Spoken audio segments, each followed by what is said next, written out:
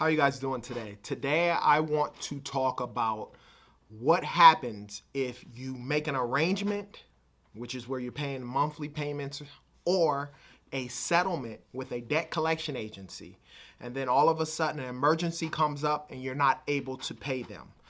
My name is Jay, and welcome to Ask a Debt Collector, a subsidiary of Clear and Strategic.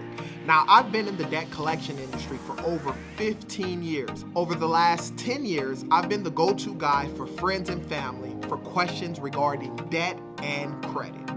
Now I want to be that person for you. You know, it happens. Let's just be honest. Something may pop up. You may have, your car may break down, some type of unexpected bill that was very, very important, a little more important than paying the debt off. Let's start with what not to do. The worst thing that you can do is just ignore it. Why? Because number one, whenever we would get transaction, it was always a check by phone. We always got a check by phone. So not only are you going to get an NSF fee in your bank account for that transaction, number two, your arrangement, whatever arrangement that you did, especially if it was a settlement, if you owed $1,000, they agreed to settle for $500 on a specific date.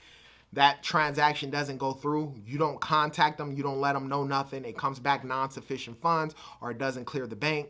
And what ends up happening? You lose your actual chance to settle out the account. Another thing could happen is if you do have a check by phone set up, depending on what agency, they may run your transaction, it comes back non-sufficient funds, they may run it 2 or 3 more times. And then, as we all know, those NSF fees ranging from $25 to $35 can pile up and you can owe a lot of money. Now, number two, one of the things that I can't stand that consumers may do is they'll just call back and tell you as a debt collector, hey, I can't pay the debt. A lot of times what will happen in that case is you just never know. Sometimes they'll still run the payment. Don't just call back and say, hey, we can't pay, and that's the end of it.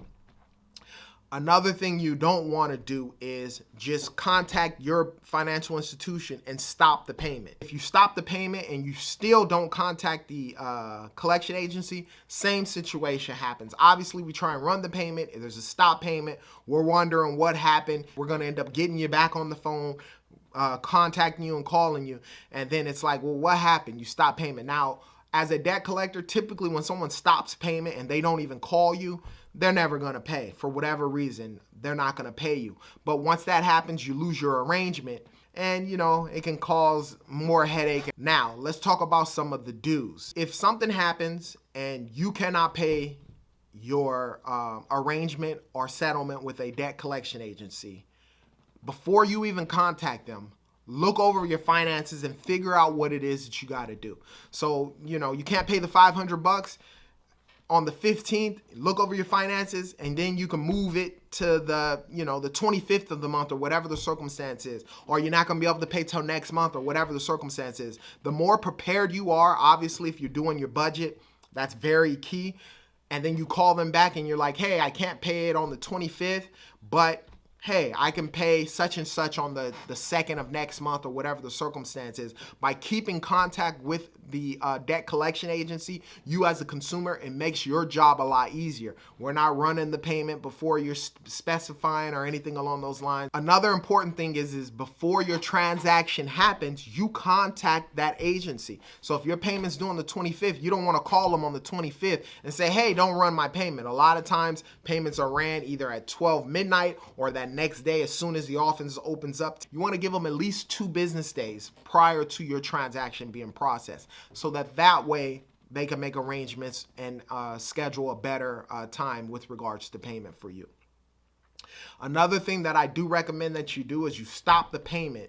In the don'ts, I said to stop the payment, but the difference between this time is just for yourself. You're protecting yourself as a consumer. To do that, you have to pay a fee with regards to that, but I think that fee only happens if they actually try and process the payment. That protects yourself, and then you want to get a new arrangement and get that in writing before you agree upon anything. So if you set up and you're going to make a settlement of $500, let's say on the 25th of the month, you contact them on the 20th, which gives them about 5 business days, and say, hey, I'm not able to pay that $500 on the 25th.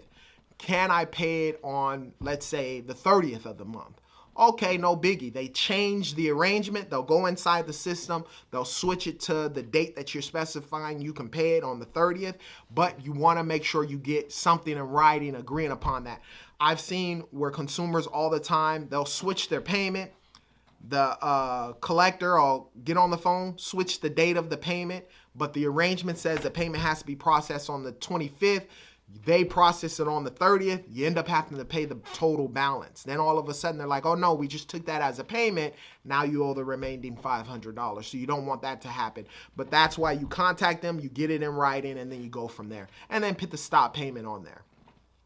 Now, if you have any questions with regards to debt or credit, put them down in the comment section. Now, I've had a lot of people email me as well because they don't want their business out in the comment section. I definitely understand that. If you have a question you want to email me at askadebtcollector@barrettrecovery.com. As always, you be great.